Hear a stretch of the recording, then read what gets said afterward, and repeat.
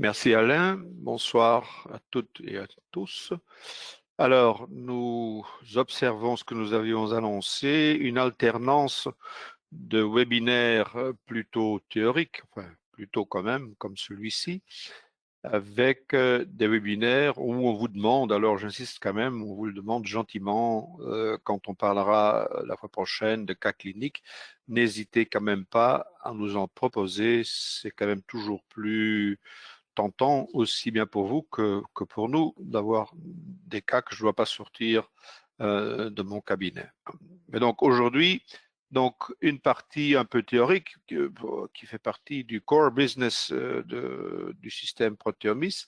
Alors bon, vous voyez un titre en allemand et un titre en français, c'est donc une traduction, mais c'est moi l'auteur. Donc j'ai eu le plaisir de pouvoir présenter ce sujet à la semaine médicale de Baden-Baden l'année passée, qui avait reprise entre, je ne sais plus quelle vague de Covid, enfin, c'était in vivo, même s'il n'y avait pas trop de monde, hein, mais donc l'édition 2020, pour laquelle déjà ce sujet était prévu, n'a pas eu lieu. Elle a eu lieu en ligne, mais bon, de manière réduite à l'heure ici. Donc, j'ai pu présenter quand même le sujet. Surveillance protéomique du blocage du système de régulation de base matricielle. Alors, je sais bien que pour les consoeurs et les confrères français qui nous écoutent, c'est pas évident. Enfin, je suppose que c'est moins évident que pour nos consoeurs et nos confrères allemands, qui sont très confiants avec le système, et pour nous, néerlandophones aussi, hein, et en plus, disons, l'habitude de travailler avec ce sujet. Ça, c'était le titre officiel, et c'était lors du 70e anniversaire de la Deutsche Arbeitsgemeinschaft für Herdforschung, donc la société savante de recherche des problèmes scientifiques autour des herdes, autour des foyers, hein, qui sont bien sûr un des tout grands problèmes quand il s'agit du système de base du système matriciel. Proteomisches Monitoring der Grundsystemblockade, en français vous l'avez lu, surveillance protéomique du blocage du système de régulation de base matricielle. Alors bon, la perturbation de la régulation, hein, alors ça c'est ouvrir des portes ouvertes, mais quand même, hein, je le répète comme entrée en matière, toute attaque extérieure, tout facteur pathogène perturbe en premier lieu l'homéostasie, hein, c'est fonctionnel. Alors, quand y a-t-il trouble de la régulation? Bien, il y a trouble de la régulation lorsque les systèmes de l'organisme ne sont plus en mesure de faire une autocorrection, hein, d'une homéostasie défaillante. Le proverbe très classique, une grippe guérit avec le médecin en 8 jours et sans le médecin en une semaine. Ça, c'est une homéostasie qui marche. Si ça marche pas, ça veut dire qu'il y a une régulation qui est déréglée, littéralement. Chaque système d'organes peut être concerné, mais le plus important, c'est, alors là, bon, je m'excuse pour la traduction, il y en a plusieurs, et ici, je crois que j'ai mis à peu près tous les mots qui font partie de ce concept, hein, le système de régulation de base matricielle, qui est une référence anatomique, bien sûr, selon Pischinger, qui en est le grand prédécesseur, mais celui qui l'a élaboré, hein, c'est Hartmut Heine, donc, que j'ai encore eu le plaisir de connaître personnellement, qui est un professeur merveilleux. Malheureusement, il nous a quittés trop tôt. Alors, un peu d'historique, hein. Alors, vous allez voir qu'au fur et à mesure où on avance dans l'historique, les titres augmentent. Bon, c'est très allemand, ça, hein. Donc, le premier qui a décrit la doctrine de l'homotoxicologie, c'est Heinrich Reckeweg, qui était Heilpraktiker. Donc, Heilpraktiker, vous le savez, c'est une profession paramédicale, mais reconnue officiellement en Allemagne, hein. Ce sont des thérapeutes, des non-médecins, mais ils sont absolument reconnus de manière officielle peuvent pratiquer. Et Heinrich Reckeweg, hein, a posé en premier cette doctrine de l'homotoxicologie. On ne va pas l'élaborer en détail, bien sûr, pendant ce webinaire, mais quand même, il y aura lieu de voir le fameux tableau des 6 phases qui a été développé par son fils, hein, Hans Heinrich Reckeweg, hein, que j'ai encore connu aussi quand j'étais tout au début à Baden-Baden, hein, Hans Heinrich Reckeweg, un des cofondateurs de la maison Hill, même si vous êtes français, le nom doit quand même vous dire quelque chose, qui lui, à base de cette doctrine de l'homotoxicologie, a élaboré la théorie des fameuses 6 phases et a mis au point ce tableau des 6 phases qui résume en une page l'ensemble de la médecine. Bon, c'est un peu prétentieux, bien sûr, mais c'est assez pratique quand même.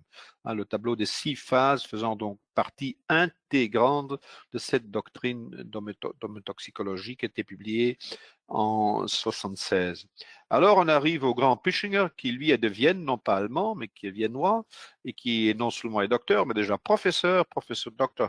Alfred Pischinger, qui lui a publié donc sa théorie sur le fameux système de régulation de base et qui a trouvé un collaborateur, un successeur à nouveau allemand. Il était du Ruhr, de la Ruhrgebiet. Il était professeur à l'université de Wittenherdecke, professeur doctoraire Natur und medische Mobilität. Donc là, encore un titre un peu plus gros, Hartmut Heine, très gentil monsieur, qui a publié des manuels toujours d'actualité et toujours disponibles. Bon, là, c'est bien sûr, ce sont des traductions. Donc, les bouquins de Hartmut Heine, ils sont en allemand, mais ils sont assez lisibles, si bien sûr vous lisez l'allemand. Donc, il a publié un manuel de médecine biologique où il décrit cette régulation de base appartenant à cette fameuse matrice extracellulaire. Déjà là, vous voyez que c'est 20 ans après Pischinger. Il a écrit lui aussi, alors là non plus, on ne va pas l'élaborer en détail aujourd'hui, mais ça vient de lui, c'est cette immunologische Beistandsreaktion que j'essaie de traduire comme réaction d'assistance immunologique. Donc c'est une cascade qui explique comment peuvent agir, comment peuvent travailler, comment peuvent avoir un effet les remèdes homéopathiques, les remèdes dilués. Là, 98. Et finalement, son gros bouquin, Le système de régulation de base, fondement d'une médecine biologique holistique, paru en 2004. Alors ça, c'est le dessin central, original de Pischinger, décrivant de manière histologique cette situation du système de base que Pischinger a appelé das System der Grundregulation, Grundregulation, la régulation de base, où on trouve une interaction dans la matrice intercellulaire entre les capillaires, les terminaisons des capillaires des vaisseaux lymphatiques, des fibres neuroautonomes et des fibroblastes qui occupent une place de choix dans cet ensemble. Et Pischinger a décrété que c'est la toute première étape de la régulation auto-immune. Elle appartient, on le verra tout de suite, et c'est là qu'intervient le profil protéomiste qui nous a appris l'énorme importance de cette régulation et qui l'a placé en effet à un niveau de premier échelon de défense immunitaire, de défense cellulaire, fibroblaste cellulaire. C'est une homéostasie qui est locale, qui est directe et qui est aspécifique. Alors bon, là, qu'est-ce que j'ai mis en gros? Et bon, vous pouvez déjà le subordorer. Tous ceux qui ont déjà fait du bilan protéomique et qui m'ont déjà écouté ou lu, savent que la couleur verte, vous savez tout de suite vers quel groupe quelle famille paramétrique on s'oriente. Et l'essentiel de cette famille paramétrique, les glycoprotéines, c'est bien sûr les sucres. Alors j'ai mis dans toutes les diapos qui vont suivre tout ce qui est de près ou de loin sucré, je l'ai mis en gras. Donc la matrice est composée de saccharides.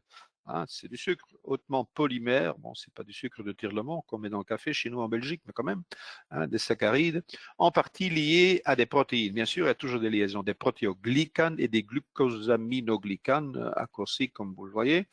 Et dans ce réseau, il y a également des protéines, des glycoprotéines, pardon, de structure et de connexion, telles que le collagène, l'élastine, la fibronectine et encore d'autres, ce qui donne à ce réseau une stabilité, une élasticité, mais en plus de son effet de tamisage moléculaire. C'est un vrai filtre à travers lequel toutes les cellules, sans aucune exception, doivent se nourrir, d'une part, ça c'est un sens, et l'autre sens, parce que c'est pas du sens unique, vont déblayer, vont drainer, vont verser leurs déchets métaboliques et autres.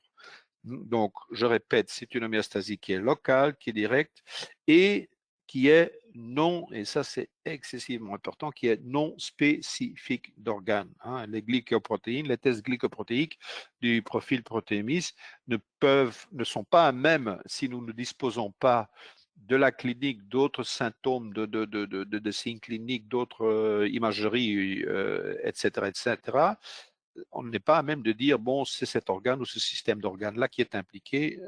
C'est absolument possible que ce soit n'importe quel système ou bien sûr plusieurs systèmes. Alors voilà le dessin de Hartmut Heine.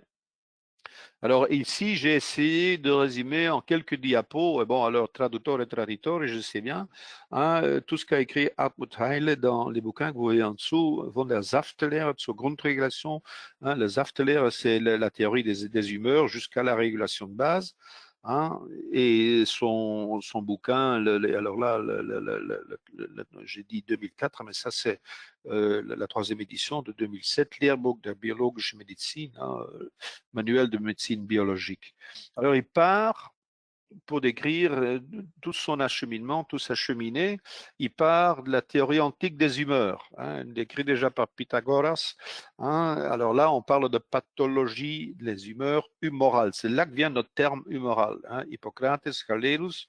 C'est un peu plus tard Paracelsus qui va employer en premier le terme matrice. Et puis on fait un saut jusqu'à la Nova Scientia de Galilei et de Vesalius, qui était flamand, comme moi, de mon université de Louvain, pour passer chez Morgagni dans la pathologie des solida, les solida étant des organes.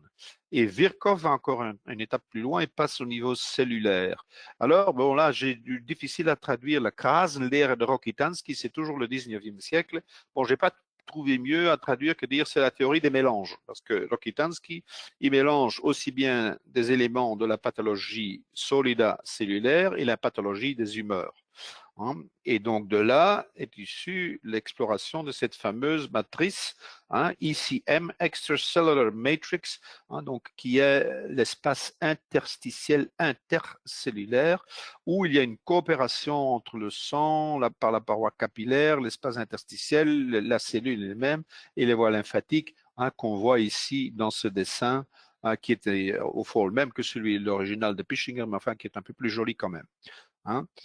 On va encore un petit pas plus loin avec la pathologie des perméabilités de Eppinger pour aboutir finalement chez Pischinger et chez Heine. Hein, donc Pischinger qui rejoint ou qui mélange, si vous voulez, la pathologie de la perméabilité et la pathologie cellulaire pour décrire son fameux système de régulation de base, hein, SRB, et finalement pour aboutir à l'apothéose de Heine dans une théorie de la médecine holistique. Hein. Alors ici, bien sûr, la cellule, les capillaires, c'est bien sûr de cet espace-là qu'il s'agit, qui est agrandi ici. Alors bon, structure, fonction et chaos déterminé. Le système de régulation de base, c'est un système, comme le décrit Heine, qui est non linéaire, qui est instable, et c'est de là que vient ce terme chaos déterminé. Les éléments cellulaires les plus importants sont ces histiocytes ou fibroblastes qui sont dans cette matrice, hein, et qui sont donc contenus dans ce réseau de polysaccharides contenus dans l'ICM, dans la matrice extracellulaire. Et on voit également un glycocalyx, hein, donc là encore, hein, je l'ai mis en gras parce que c'est du sucre sur la surface cellulaire. Les principaux composants structurels de cet ensemble, polymères saccharidiques, on l'avait déjà vu, les glucosaminoglucanes, des glycoprotéines de structure et ce fameux film de surface saccharidien, donc le glycocalyx. Tout ça, c'est du sucre, c'est pour ça que j'observe cette couleur verte. Et ces polymères saccharidiques assurent le maintien de l'homéostasie ou homéodynamique.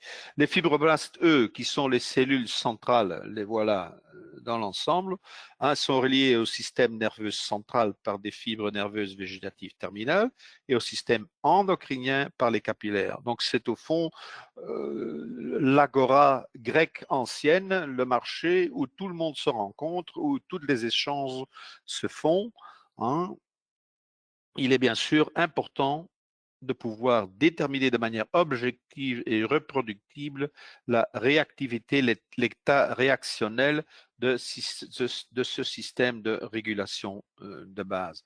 Alors, je crois une dernière de Helmut Heine, la structure spatiale de l'ICM et des transports de substances au sein du système. Toutes les cellules, pardon, sont liées aux composants, sont liées donc entre elles aux composantes de l'ICM par des récepteurs. Ces récepteurs, ils sont activés par des cytokines. C'est là qu'interviennent les fameuses cytokines intercellulaires, les cytokines qui ont une fonction de sentinelle d'une part et d'information d'autre part. Et les cytokines de l'ICM exercent une rétroaction l'une sur l'autre les cellules par des fonctions et juxtacellulaires. C'est-à-dire, vous le voyez ici dans le dessin, il y a intracrinien dans la cellule elle-même, il y a autocrinien par une boucle feedback, c'est excrété puis c'est revenu. Paracrinien, c'est l'autre cellule et juxta, c'est beaucoup dire pour dire que bon, les cytokines ont des fonctions qui règlent la communication entre les cellules et bien sûr aussi, ne pas oublier ici, les capillaires par une boucle endocrinienne. Donc, c'est grâce aux cytokines et leur lien aux glucosaminoglycanes et les autres que cette ICM atteint sa pleine fonctionnalité. Alors, ah non, il y en a encore une, pardon, je crois que c'était la dernière. Contact limité dépôt, adhésion cellulaire, membrane basale et glycosylation. Donc, toutes ces cellules sont liées à ces composantes par les récepteurs. Ces récepteurs sont des intégrines. Et les intégrines, là encore, ce sont des glycoprotéines, encore du sucre. Ce sont donc des glycoprotéines membranaires, comme ils font office de récepteurs.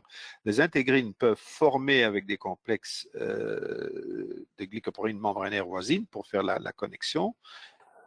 Le plus important, c'est la prochaine phrase, c'est que le problème pathogénétique de la matrice extracellulaire, l'ICM, c'est un risque de formation de dépôt. Comme je vous ai dit, c'est un filtre à travers lequel toutes les cellules se nourrissent, mais c'est le même filtre. Moi, j'explique toujours à mes patients, c'est comme au Moyen-Âge, on verse sa poubelle en rue et on espère que ça va partir tout seul. Donc, ça s'encrasse, bien sûr. Donc, il faut que ce soit drainé. C'est à ça que ça sert les voies lymphatiques. Mais bon, si ça s'encrasse de trop et si la voie lymphatique ou les autres voies d'excrétion de drainage sont en manque, vous pouvez déjà subodorer, littéralement odorer le problème qui va en ressortir. Donc, il y a un risque de formation de dépôt, ce que dans le fameux tableau des 6 phases de Reykjavik de l'homotoxicologie est bien sûr appelé la phase de déposition, où se forment des H, des Advanced Glycation End Products. Encore, glycation, c'est encore du sucre. Donc, qui, eux, cette formation de dépôt est engendrée, est accentuée, est accélérée, est augmentée par tout ce qui est stress, qui est sédentarité, alimentation trop riche en calories. Mais alors, observez ce qu'il dit, Heine, c'est de la farine, c'est du sucre blanc, c'est du sucre et l'acide gras saturé. Là, il y a discussion, enfin, je cite Heine. Donc, il crée à ce moment-là une situation pro-inflammatoire, d'où peut ressortir à son tour une résistance à l'insuline qui va faire monter la glycémie, encore du sucre, et cette glycémie, cette glucose peut se lier à toutes les composantes saccharidiques encore de l'ICM. Donc le mot-clé de toute l'histoire jusqu'à présent, c'est clair, c'est sucre ou hydrate de carbone, si vous voulez parler plus scientifiquement. Alors cette dia-là, je l'ai intercalée quand même parce que je la trouve importante, non pas pour le système régulation de base à lui tout seul, mais pour toujours faire bien la part des choses, parce qu'il y a, quand nous discutons avec des confrères sur l'immunité cellulaire, il y a toujours confusion. Il y a deux types d'immunité cellulaire, il faut bien préciser. Alors, l'opposition TH1, T helper 1, c'est le lymphocyte T, et le T helper 2, c'est le lymphocyte B. Alors, l'un des lymphocytes, on va le voir, je vais l'accentuer tout de suite, c'est cellulaire, mais le B lymphocyte, c'est lui qui va sécréter les anticorps. Donc, ça appartient tous les deux à la lignée lymphoïde. Donc, il y a blood stem cell, c'est la cellule mère, la cellule souche, qui se différencie d'une part dans une cellule souche lymphoïde qui va créer les lymphoblastes. Les lymphoblastes vont se différencier. Donc, on est bien là du côté lymphoïde à 100%. Alors bon, là, c'est les emmerdeurs qui foutent le bordel, les natural killers, hein, ce qu'ils appartiennent, ils sont formés par le lymphoblast aussi, mais de manière physiopathologique, ils se comportent d'une autre manière, c'est-à-dire ils s'associent au à cette immunité cellulaire innée non spécifique qui est la lignée myéloïde. Hein, c'est donc l'autre lignée qui forme les myéloblastes qui vont se différencier en granulocytes, les éosinophiles, les basophiles, les neutrophiles, etc. Et donc le comportement des natural killers qui, eux, sont issus, hein, je répète, ils forment l'exception, mais ils sont issus de la lignée lymphoïde. Dans la physiopathologie, ils s'associent à cette autre lignée que nous appelons avec un terme immunité cellulaire. Alors, pour ne pas avoir confusion avec nos confrères qui discutent d'une autre immunité cellulaire, il faut l'appeler en plein terme immunité cellulaire non spécifique, parce que tout ça, c'est non spécifique, et en plus, elle est innée. Tandis que, bien sûr, là, c'est une immunité cellulaire spécifique. Si vous voulez en savoir plus chez votre patient, pour apprécier cette immunité-là, il faut faire un typage lymphocytaire, ça c'est évident. Tandis qu'ici, hein, il faut faire un profil protéomique et regarder les paramètres verts. Finalement, là, ça c'est l'immunité humorale spécifique, hein, celle qui forme par les B-lymphocytes qui se différencient en plasmocytes, qui va aboutir à la production d'anticorps. Alors là, pour tous ceux qui ne sont pas néophytes, c'est de la répétition, je sais bien, mais quand même, il y a quelques confrères et consoeurs qui sont assez nouveaux et on les accueille très cordialement, bien sûr. Dans le profil protéomics, il y a 4 familles de paramètres, 4 familles paramétriques. Il y a les glycoprotéines acides. Alors bon, si vous n'êtes pas daltonien, vous aurez déjà remarqué que toutes les diapos précédentes sont dominées par la couleur verte. C'est bien de cela qu'on va parler, bien sûr, hein, parce que ces glycoprotéines acides, quand on dit acide, neutre ou basique, vous savez bien que la répartition se fait grâce à la détermination du pHI, du pH isoélectrique du résultat obtenu par flocculation après l'ajout d'un réactif. Hein, donc, grâce à ces glycoprotéines acides qu'on met en vert, hein, parce qu'ils sont colorés dans le laboratoire par la concanavaline, qui est une couleur verte, hein, on a une vue très objective et surtout très reproductible, et même si c'est dynamique, parce que là, je n'hésite pas de le répéter, quelle est l'énorme différence entre une analyse de laboratoire classique et l'analyse protéomiste? Elles sont complémentaires, hein, attention, je n'ai pas dit que l'un vaut plus que l'autre, pas du tout, elles sont absolument complémentaires, mais l'analyse classique, elle va compter, elle va dire autant de leucocytes, autant de granulocytes, autant, hein, oui, c'est très bien, mais ce n'est pas très dynamique, tandis qu'ici, tous les paramètres du bilan protéomiste, ce sont des paramètres actifs, ce sont des valeurs dynamiques, c'est une réactivité, c'est une intensité de réaction qui est mesurée et non pas le produit final de la réaction. Donc, avec nos glycoprotéines acides, on mesure la réactivité de l'immunité cellulaire aspécifique innée, hein, celle qu'on vient de voir dans la diapo précédente en vert, et cette réactivité est modulée de manière adrénergique, donc orthosympathique. Et l'orthosympathique, lui, il est assez inflammatoire, donc, mais souvent d'origine métabolique. Pas toujours, bien sûr. Si c'est un cancer, c'est pas métabolique. Mais dans les bilans courants, c'est lequel pour lequel il faudra avoir un bon nez, hein, pour aller rechercher dans les bilans verts, donc en hyper glycoprotéines acides, hein, une inflammation soit réelle, soit palpable, soit clinique, soit silencieuse. Alors, toujours songer aux problèmes métaboliques, hein, et bien sûr la résistance à l'insuline.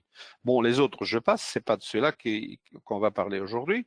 Hein, donc, c'est bien de cette catégorie qu'on parle. Alors, le profil protéomique, les tests de détection des protéines avec un pHI acide, qui sont des glycoprotéines, code couleur vert, je me répète, hein, il y a bien sûr des rapproches, des interactions, des évidences, hein, comme le système matriciel. Il est formé surtout de protéoglycanes, hein, et que nous, avec nos tests glycoprotéiques, hein, on parvient à en mesurer la réactivité. Il est assez évident, et c'est la pratique qui l'a prouvé maintenant depuis des années et des années, des milliers et des milliers de bilans rassemblés, qu'on mesure grâce au test vert glycoprotéique du bilan, on mesure la réactivité de cette fameuse régulation de base.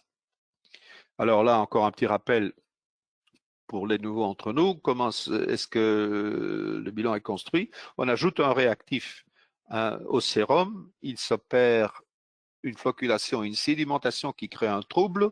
Cette flocculation, précipitation et cette turbidité est mesurée par manière photométrique et c'est là le résultat absolu de la réaction qui ensuite est converti en écart type pour même sexe et même âge pour comparer les mêmes entre eux. Alors le nom du paramètre, je répète encore une fois, tout bêtement, c'est tout bêtement le nom du réactif. Donc quand il y a cet avalon, c'est pas la quantité de cet avalon qu'il y a dans un sérum, ce sera assez improbable, mais c'est bien sûr l'intensité de la réaction obtenue après ajout de cet avalon dans des mesures de laboratoire standardisées et reproductibles. On se comprend, je suppose. Donc, le protéimétrie, ce sont des réactions, je l'ai déjà dit là tout à l'heure, ce sont des valeurs dynamiques qui non pas s'opposent, mais qui sont complémentaires aux résultats statiques du laboratoire classique.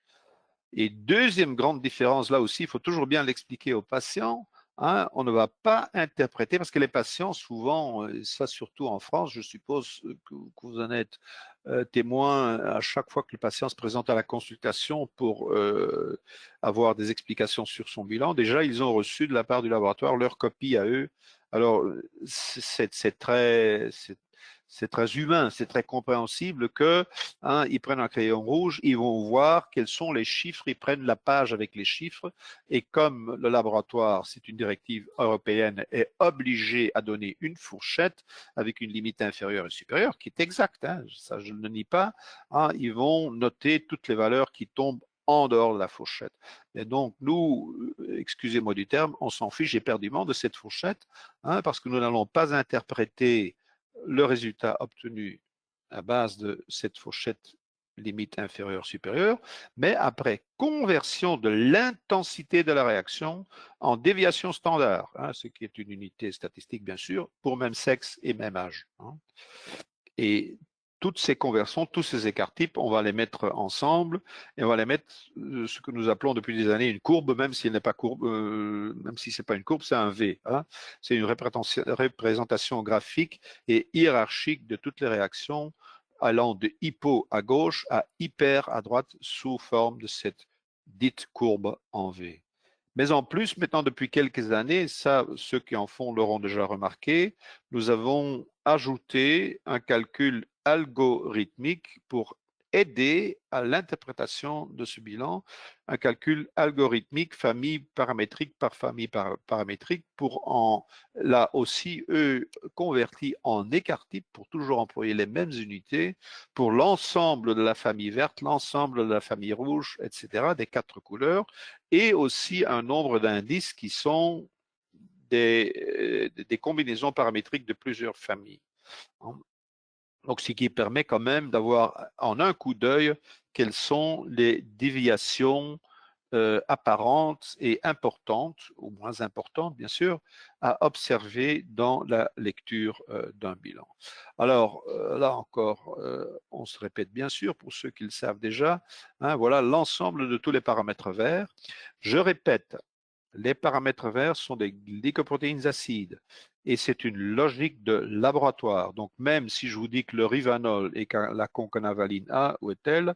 Elle est là. Ce sont des verts. Oui, ce sont des verts parce que c'est acide. Alors la logique de laboratoire nous dit c'est acide, on met en vert. Mais en physiopathologie, bon, malheureusement, ou en biologie, ça, vous en conviendrez, c'est pas de la mathématique ou de la géométrie, il y a des exceptions. Eh bien, par exemple, ici, dans cette famille paramétrique-là, la famille verte, la concanavaline et le rivanol, tous les consoeurs et les confrères, quand j'avais du bilan, le savent, font un peu l'exception, comme dans chaque grande famille, il y a toujours un cousin ou une cousine qui boude quand il y a un mariage ou un enterrement, ils viennent pas.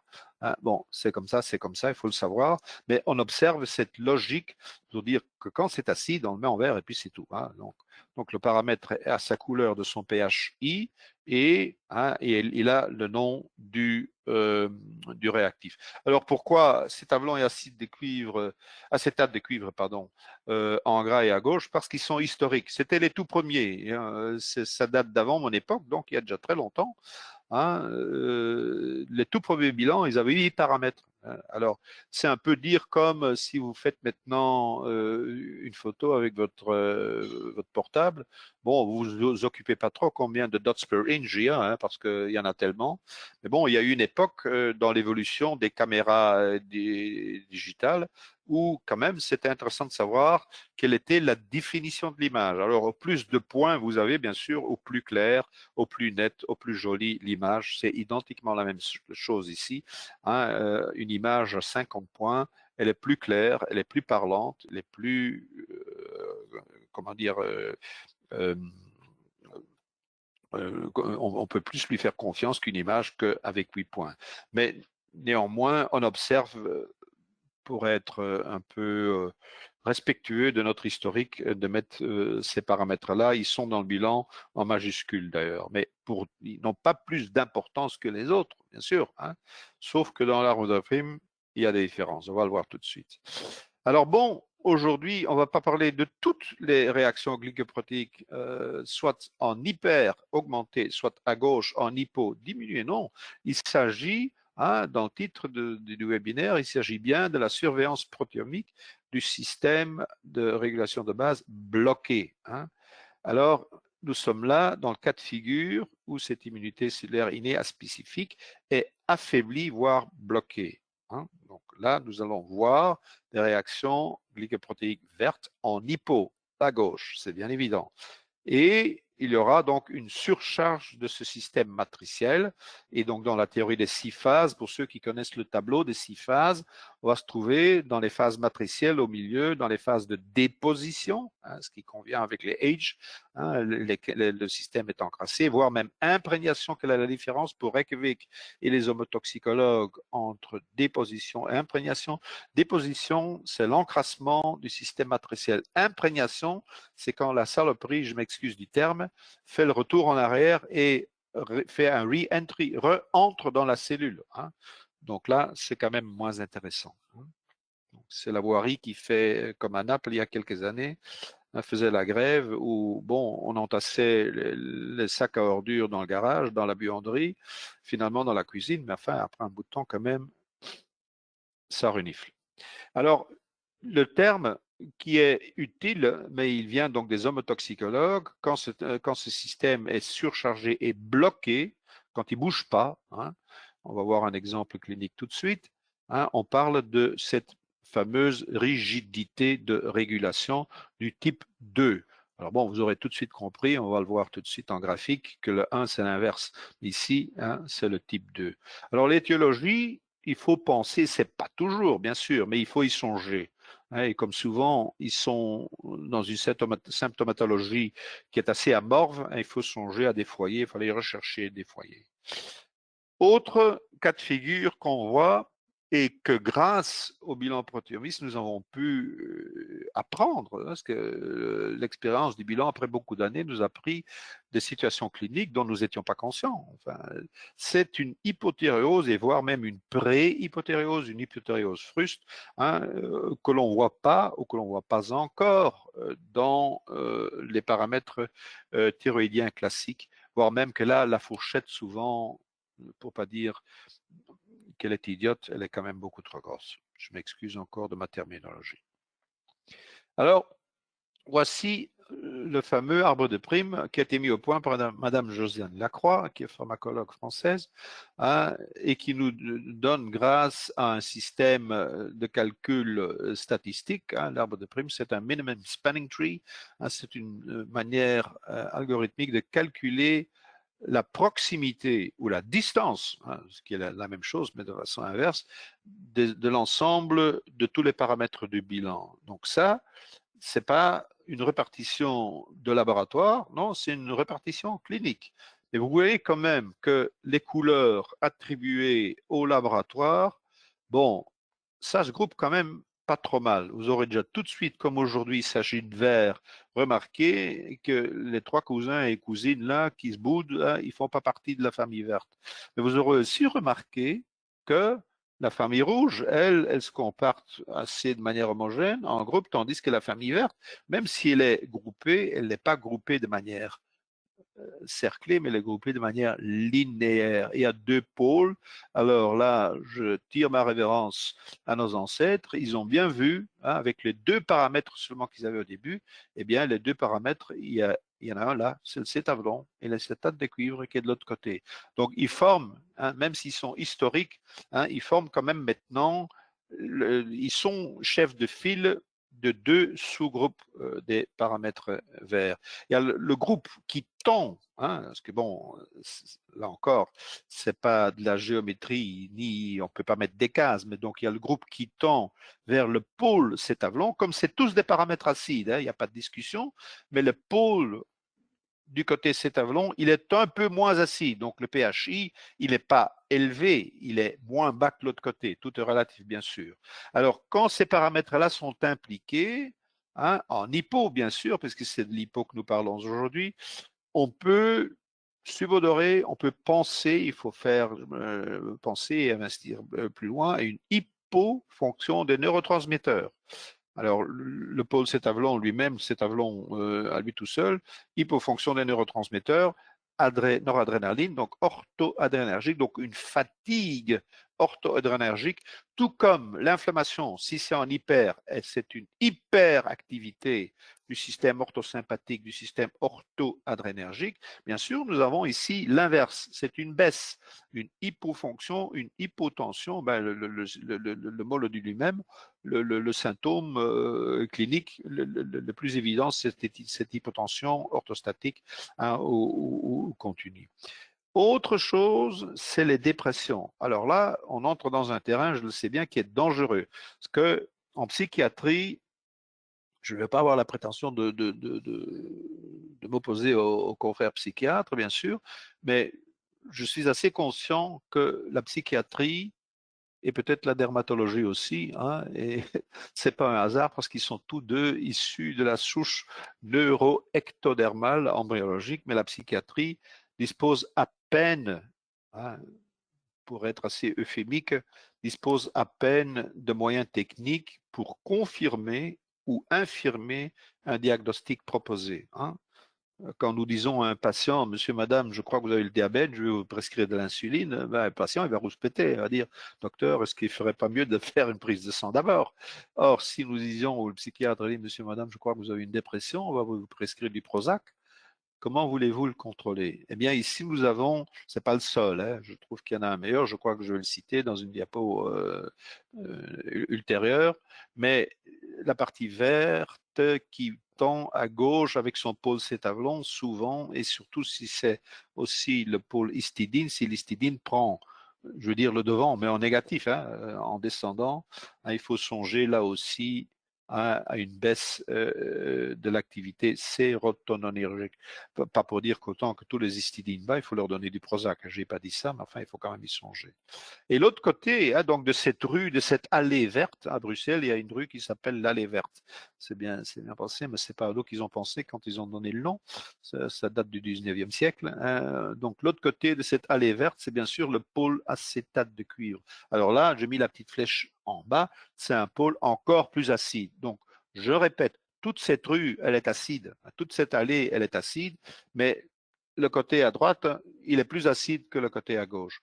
Et là, souvent, c'est là qu'on va trouver ces situations de hypothyréose ou même de pré-hypothyréose.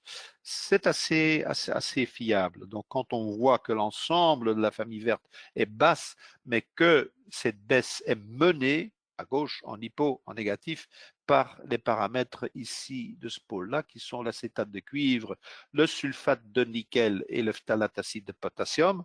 Bon, au plus on est de fous, en plus on rit, hein.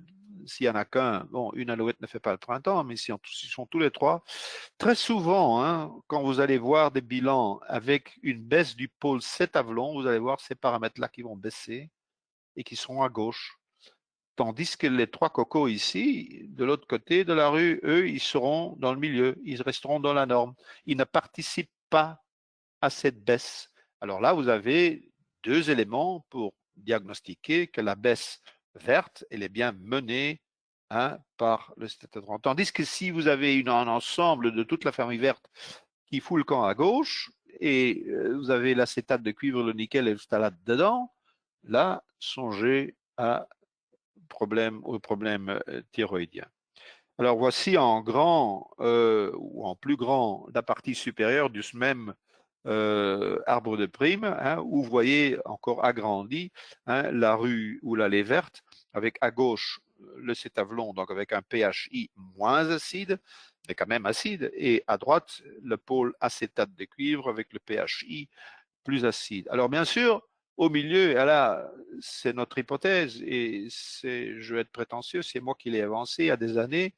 Ce qui se trouve au milieu, bien sûr, on va les appeler les paramètres matriciels parce que ils sont à cheval sur les deux pôles, où ils entraînent les deux pôles et ce sont surtout ces paramètres-là qu'on va observer et tenir à l'œil pour savoir, les voilà d'ailleurs, pour savoir et pour mesurer cette réactivité du système matriciel. Alors les paramètres matriciels, c'est l'acide chloranylique, c'est l'acide acétique, c'est l'histidine et c'est l'MES. Et pourquoi est-ce qu'on peut avancer ça? Parce qu'on voit qu'il y a des associations absolument bien définissables, on les voit liés entre eux par les indices de corrélation linéaire, on les voit dans l'arbre de prime, on vient de le voir, on le voit, alors là c'est Alain qui faudra demander les détails, Hierarchical Cluster Analysis, donc l'analyse hiérarchique en grappe et l'analyse en composantes principales qui sont des techniques statistiques mathématico-statistiques bien sûr, ou encore on peut prouver qu'il y a un lien absolument très resserré entre l'ensemble de ces quatre paramètres. Alors voilà du beau monde que j'aime bien citer. Bruno Van Brandt, je l'ai bien connu, qui est néerlandophone comme moi, mais enfin je l'ai traduit. Le terrain du patient résulte de l'interaction entre la situation de la matrice extracellulaire, la précision du système immunitaire et le degré de surexposition à l'environnement. Bruno Van Brandt est un des grands Manitou de la firme Hill, non seulement ici chez nous, en Belgique, mais en Allemagne et un peu de par le monde. Mais il est à la retraite actuellement. Alors Jean-François Bezos, ça, c'est de chez nous, c'est un de nos biologistes de la maison qui travaille à Paris, qui nous a dit le profil protéomique est la clé de voûte pour comprendre la notion de terrain. Et le protéome, c'est une grille de lecture pour le médecin. Ça sonne un peu comme de la poésie, mais c'est très, très, très, très vrai. Alors voici cette image que je vous avais déjà annoncée.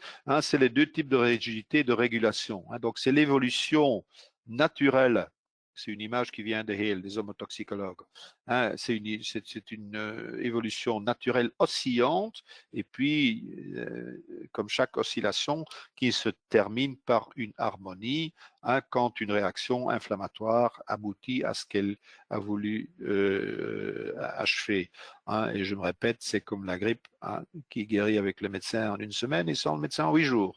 Or, si cette réaction est bloquée par quelque raison que ce soit dans la phase orthosympathique de choc, vous aurez des inflammations chroniques et on parle à ce moment-là de rigidité de régulation type 1, où bien sûr les paramètres glycoprotéiques seront augmentés, mais ce qui nous intéresse bien sûr aujourd'hui, c'est l'inverse.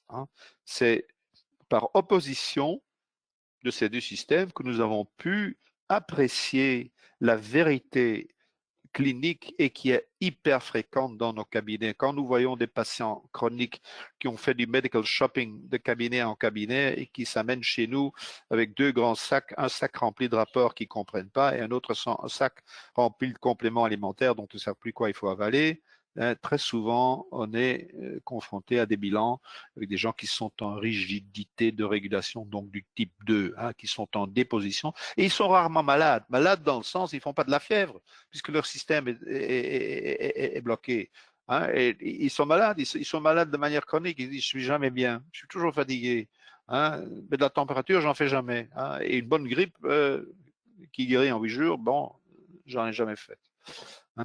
Alors voici ce fameux tableau des 6 phases. Je ne vais pas entrer dans les détails, mais il est évident, donc il est composé de 2 parties. Il y a la fameuse césure, ce que les homotoxicologues appellent la césure biologique, qui est au milieu, hein, et les phases matricielles, là, sont au milieu. Ce sont les phases inflammatoires qui guérissent elles toutes seules. Une fois au plus on va vers la droite, au moins ça a tendance à l'auto-guérison, hein, même dans les phases cellulaires ici, à la dégénération. Donc ce sont ces phases-là. Il y a ici toutes les souches endocriniennes et tous les organes. Je répète, pour les homotoxicologues, c'est la médecine en une page. C'est pas plus difficile que ça, hein. Donc ici, nous aurons affaire à des bilans avec une baisse en hypo, hein, des glycoprotéines, hein, et c'est là que surgit cette notion de rigidité du type 2. Alors, je vais quand même revenir un peu sur les indicateurs de l'inflammation du bilan classique, hein. Il est évident que quand vous êtes confronté à une inflammation réelle, aiguë ou chronique, bon, vous pouvez avoir une VS qui est augmentée, il y a un CRP qui est augmenté, l'un de l'autre ou l'un et l'autre, la leucocytose, et dans la leucocytose, ce sera la neutrophilie, le fibrinogène, si la mutuelle le rembourse, pas chez nous en Belgique. Dans l'électrophorèse et chez nous, le protidogramme classique, vous aurez peut-être une augmentation des fractions alpha 1 et alpha 2 de l'électrophorèse ou du protidogramme. La ferritine, qui porte très mal son nom, souvent, elle se joint à l'ensemble inflammatoire, mais pas toujours. L'inverse, vous verrez des anémies avec une baisse du fer et surtout, et là c'est grâce, et là je suis très content que je l'ai appris chez eux, hein, soit vous faites le rapport cuivre-fer, soit vous faites le rapport cuivre-zinc. Moi je me limite à faire celui-là, hein, parce que c'est toujours très... Le cuivre, c'est l'oligo-élément qui sert de catalysateur à un nombre, pour pas dire toutes les enzymes inflammatoires. Donc si votre cuivre est en augmentation, donc si le patient sort le cuivre de son placard, hein, ça veut dire que bon, il y a probablement des réactions inflammatoires. Le problème est de savoir quand est-ce qu'il est augmenté, hein, parce que ça diffère de personne en personne. Et là encore, avec les fourchettes de laboratoire, on n'est pas trop aidé, hein. Alors, le système le plus simple, c'est de le comparer au fer du même patient, bien sûr, et se faire le rapport. Parce que, comme ça, vite dit, c'est autour de 1. Donc, ça doit être égal.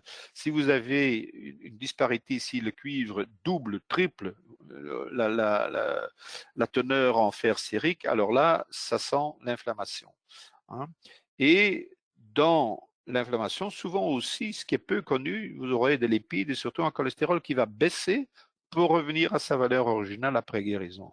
Mais ça, c'est dans le cas d'inflammation. Bien sûr, moi je dis aussi, ça peut être intéressant d'observer l'inverse.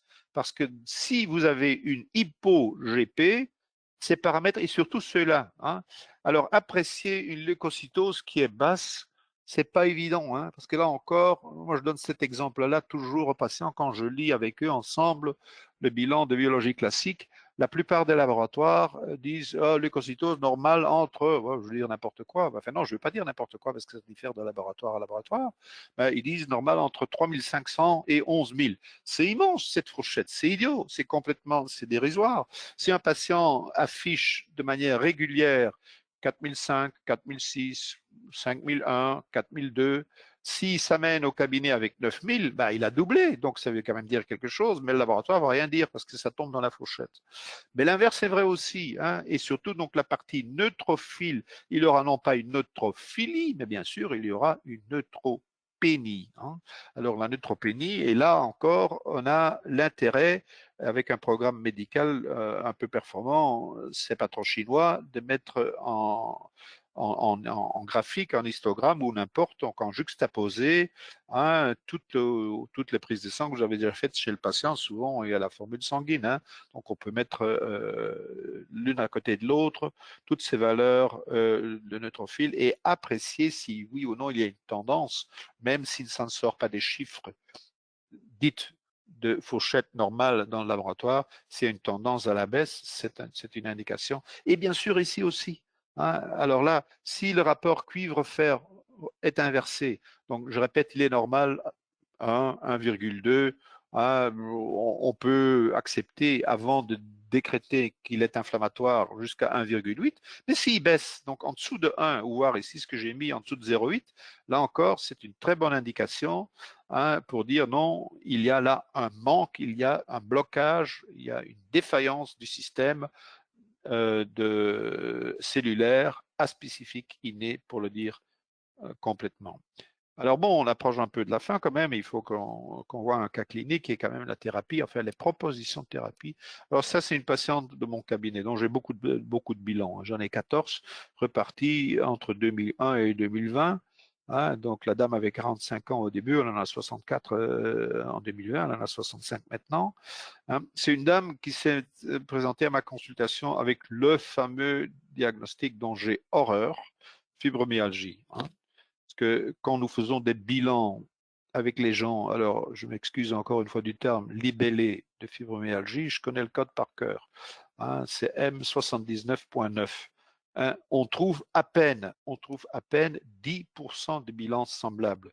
Ce qui explique d'office que toutes les études cliniques faites en double aveugle sur ce soi-disant groupe de fibromyalgiques, attention, si je dis soi-disant, c'est le diagnostic, hein, c'est pas que les gens sont des malades imaginaires, pas du tout, hein, ils souffrent réellement. Hein. Mais ce diagnostic mal fichu, M79.9, hein, il nous donne à peine des sous-groupes de 10-15%. Hein. Et on peut aussi bien trouver des patients, des patientes, parce que souvent c'est des dames, en hypervers, qui sont des patientes inflammatoires et qui, bien sûr, il faut traiter comme telles, que des patientes comme celle-ci qui sont en hypo. Alors, si vous allez traiter un hypervers de manière identique qu'un hypovert, ben, je vous souhaite bonne chance, hein, mais il y a un cas des deux où certainement ça va foirer. Hein. Ça, c'est pas trop difficile à comprendre.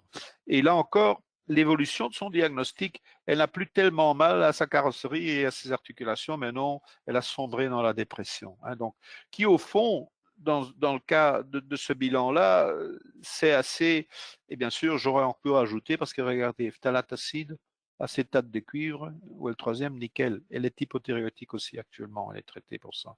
Donc, elle a 14 profils, et ces profils, oh là là, c'est pas du succès. Hein. Donc, je vous montre pas le cas miraculeux que j'ai bien pu guérir, pas du tout. Hein. Hein. Donc, elle est bloquée de bilan en bilan, elle est restée vraiment bloquée. C'est le prototype d'exemple clinique pendant un webinaire, un séminaire, un cours pour dire voilà un blocage. Donc, en phase de déposition et voire imprégnation et bien sûr donc de rigidité de régulation type 2. Donc ça c'est son premier profil hein, d'il y a plus de 20 ans, elle avait 45 ans à l'époque. Alors voici son dernier qui a été fait en 2020 à 64 ans. Bon, elle est toujours en hypovert, hein, donc c'est bien une rigidité, mais quand même, j'ai quand même me vanté un peu hein, quand je fais les flèches entre 2001 et 2020, donc il y a 19 ans, ah ben oui, j'ai gagné un peu, hein, j'ai gagné un peu, et elle n'a plus mal, mais bon, elle est dépressive, donc je suis pas trop heureux à sa place, hein, mais c'est bien le cas de figure vraiment typique de rigidité. Les Allemands, ils ont bien trouvé le mot, mais ben, on n'est pas trop aidé avec. Alors, thérapie. Alors là, j'espère qu'on aura dans la discussion quand même des consoeurs et des confrères qui vont faire des suggestions, parce que c'est pas évident. Il y a dans cette diapo-ci, et c'est les recommandations que vous allez retrouver automatiquement dans les commentaires de thérapie quand vous aurez un bilan qui sera libellé d'hypovert. Ce sont les conseils nutritionnels. Alors là, je vais pas trop m'aventurer dedans. C'est les conseils nutritionnels qui ont été mis au point par Ulf Hübel, que je connais bien, qui est allemand.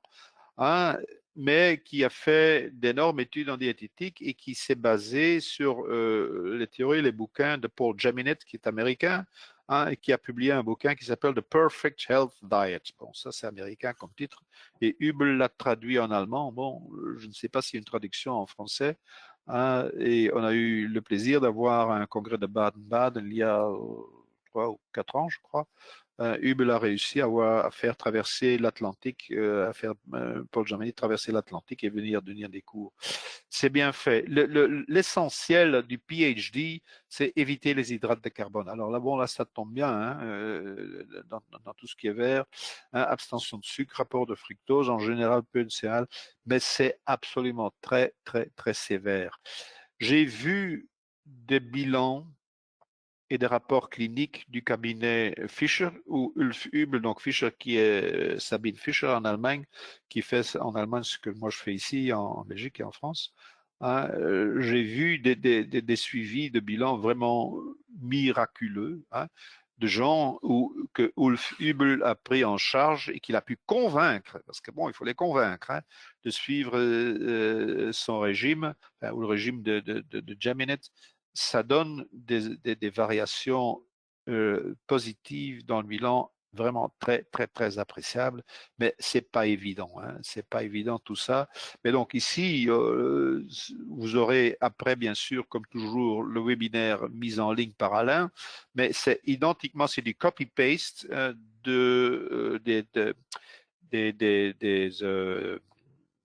la thérapie proposée au niveau nutritionnel dans tout ce qui est hypovert, parce que tous les conseils nutritionnels qui accompagnent l'édition des bilans sont rédigés par ce monsieur Hubel à base, hein, donc des éléments de cette Perfect Health Diet. Je vais aller un peu plus en détail quand même dans le reste, hein, parce que là je m'y connais quand même un peu plus. Bon, bien sûr, en premier, il ne faut pas rater la phytoaromathérapie calculée par le profil. Ça, c'est assez évident.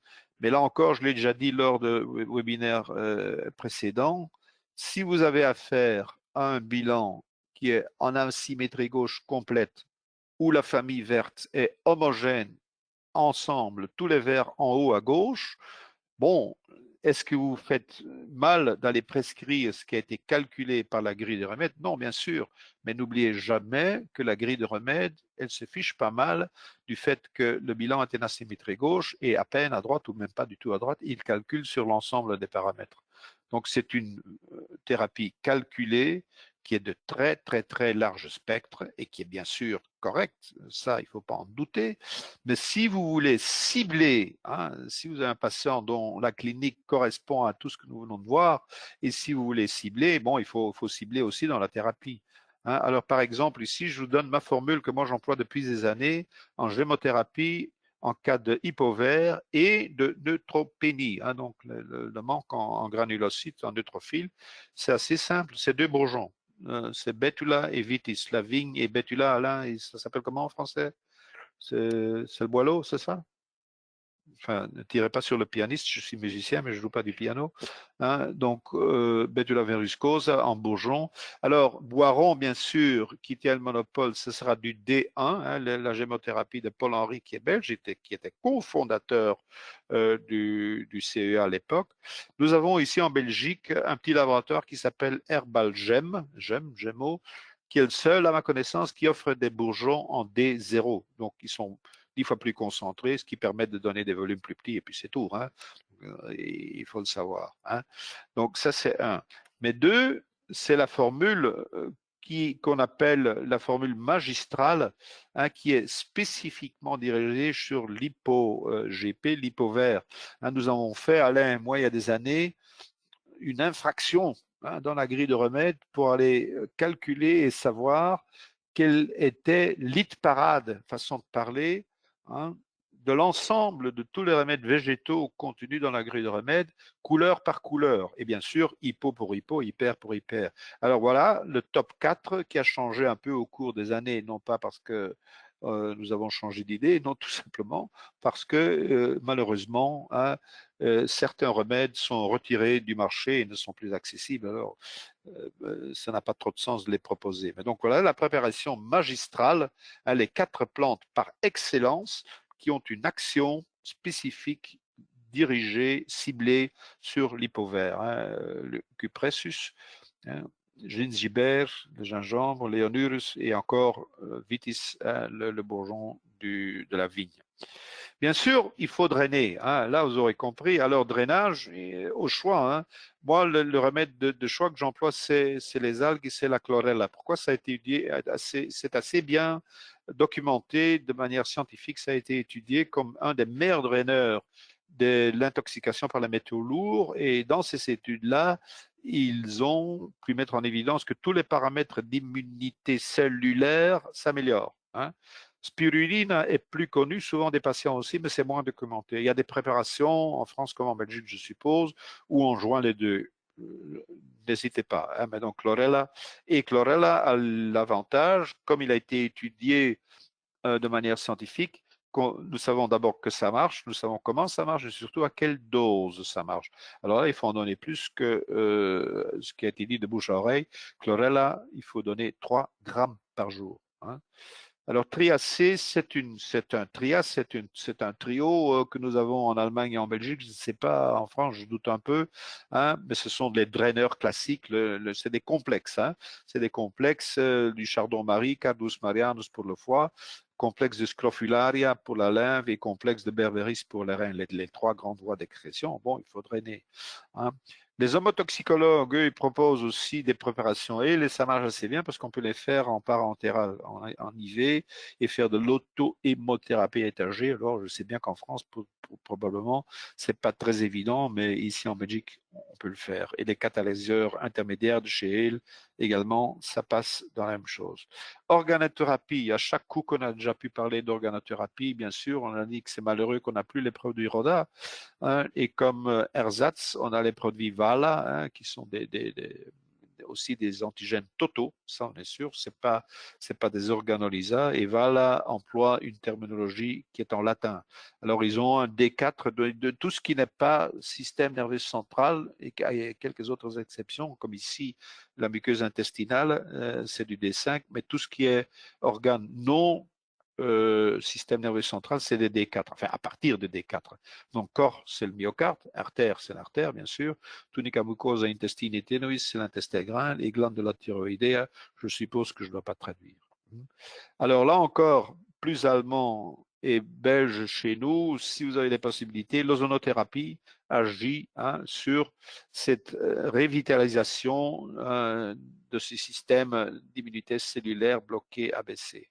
La microimmunothérapie, vous l'avez en France, je crois, hein, même si c'est belge, Labolife, un grand remède, enfin il y en a plusieurs, mais un tout grand pour la baisse, là encore pour la neutropénie, hein, c'est le 2-LEID. Hein, et puis bien sûr, comme CVC, il faut donner des antioxydants. Hein, et bien sûr que dans tout cet ensemble, il faudra faire un choix. Hein.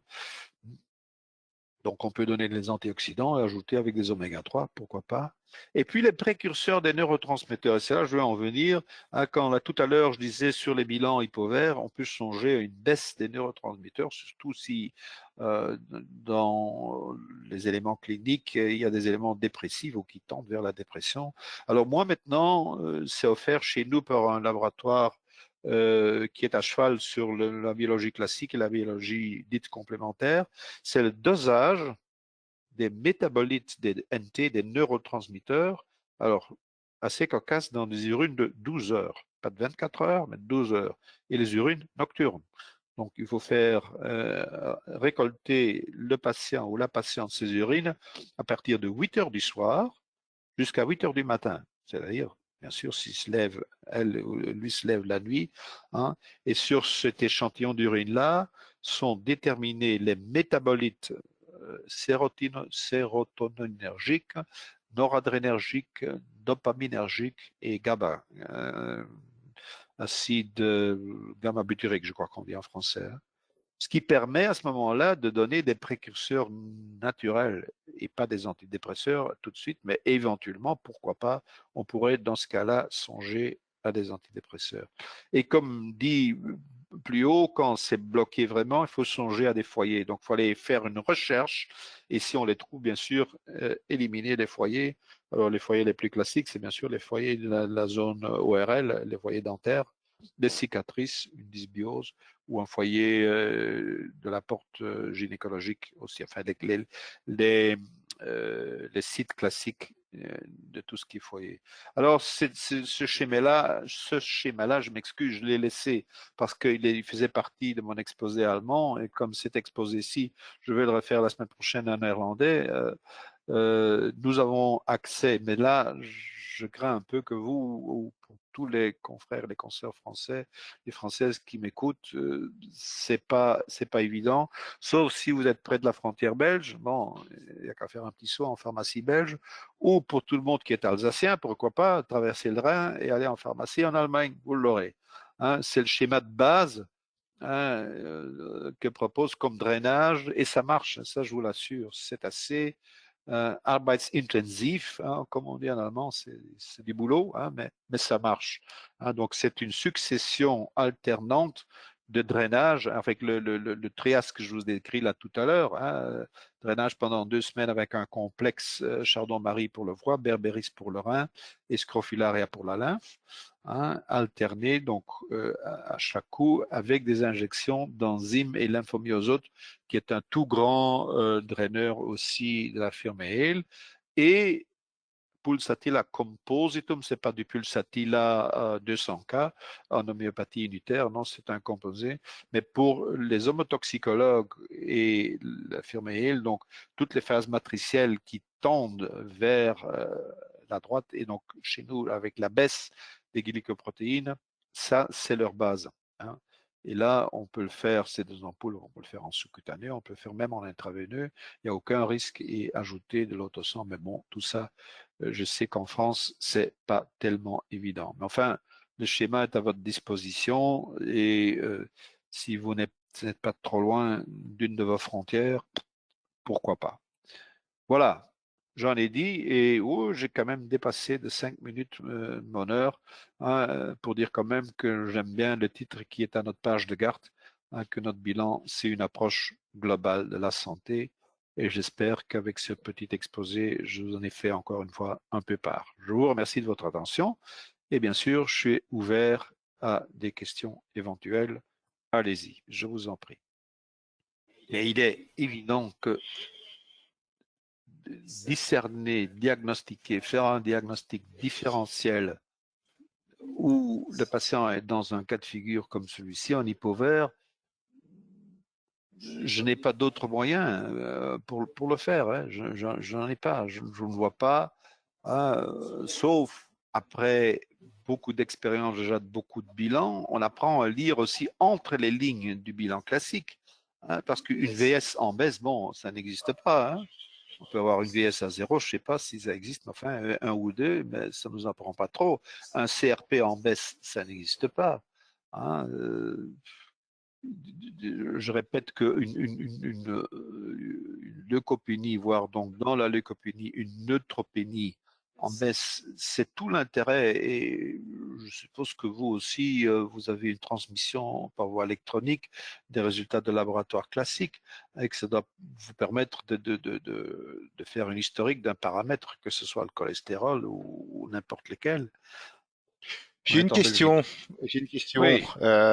Quelle est la place de Equinaforce, Forte, de Vogel, Ah, et oui. dans de tels cas, pardon. Excusez-moi, je suis pas Ah. fou. Ça vient pas d'un confrère français. Non, ça vient du confrère Gerhardt, Oui. Michel Qui est Gerhardt. la place d'Equinoforce. D'abord, ce qui m'étonne, c'est que je crois que, Alain, corrige-moi si je suis, si c'est pas vrai, Echinacea n'est pas dans notre grille des remèdes. Répondre Je à Gueule crois pour pas. point, je ne sais pas, je ne pense Non, pas. parce que Je ne je pense l'ai pas. jamais vu sortir. Oui, parce que en principe, l'échinacée fait remonter les neutrophiles. Oui, D'après ce que mais j'ai. oui, moi j'ai appris, j'ai encore eu le plaisir de connaître Vogel et même avant ceux qui ont proposé ça. Ça agit sur les macrophages, donc macrophages, pardon. Donc, il est vrai que c'est une action cellulaire. Ça, je suis absolument conscient. Alors, il doit certainement y avoir une place. Je sais, mais là, c'est pas en rapport avec le bilan. Je sais, non pas de moi, mais que l'emploi, je ne sais pas comment il a été en France, mais comme il était ici en Belgique et je suppose en Allemagne aussi, c'est que beaucoup de mamans donnaient à leurs gosses pendant tout l'hiver, la saison hivernale, 10 gouttes d'échinaforce de Vogel, donc de teinture d'échinacée si vous voulez, hein, qui correspond.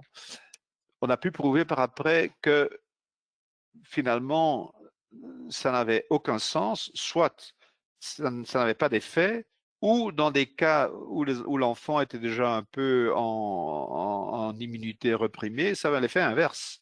Parce qu'au lieu de faire augmenter, là vous avez raison, ça fait augmenter. Moi j'avais toujours, je peux me tromper, mais j'ai lu, ça fait monter les macrophages, hein, donc qui est aussi, hein, donc la ligne myéloïde de première lignée, donc ça doit partir des vers, c'est vrai. hein, mais que ça a un sens de manière aiguë, hein, donc au début, et même voir si ça peut précéder le début de la maladie, ce qui n'est pas évident en clinique, mais enfin de le donner tout au début, le plus vite possible, à de fortes doses, hein. Donc pour un adulte, voire 3, 4 fois 40 gouttes de teinture mère par jour, ou l'équivalent en comprimé ou en spécialité ou n'importe, et pas trop longtemps, maximum une semaine. Donc c'est un remède que moi j'emploie encore volontiers, mais dans des situations aiguës, hein. Même si officiellement il est connu pour faire remonter les macrophages, hein. Alors, est-ce qu'il aura un intérêt dans l'hypovert? Je ne sais pas, je ne peux pas le confirmer ni l'infirmer. Et c'est vrai que c'est assez déroutant, parce que c'est un remède phyto qui est quand même très connu par beaucoup de médecins, thérapeutes et surtout aussi par le grand public, hein, qu'on ne le retrouve pas dans la grue de remède qui originalement comportait quand même plus de 800 plantes, hein. Mais c'est vrai, c'est une très bonne remarque, mais je me demande si ça a un sens, hein, si c'est vrai ce qu'on dit d'une part, qu'il faut le donner seulement dans des situations aiguës, pendant une courte période, tandis que tout ce qui est bilan hypovert, malheureusement, c'est pas aigu et c'est pas court, hein. La dame que je vous ai montrée, c'est des années et des années. Bon, hein, elles sont pas toutes comme ça, mais quand même, on ne guérit pas un hypovert en 6 mois ou en un an, hein. On peut déjà être content si ça bouge, hein, si ça prend le sens du milieu, dans le bon sens. Ce que je fais, c'est que je fais prendre souvent l'échinacée de façon cyclique, c'est-à-dire Oui, pendant 15 jours, puis après 15 oui. jours, et ainsi de suite. Oui, oui, oui. Mon confrère au cabinet, je suis dans un cabinet de groupe, il le fait aussi. C'est vrai, oui. C'est, mais je crois que, enfin, je ne vais pas dire défendu, hein, certainement pas.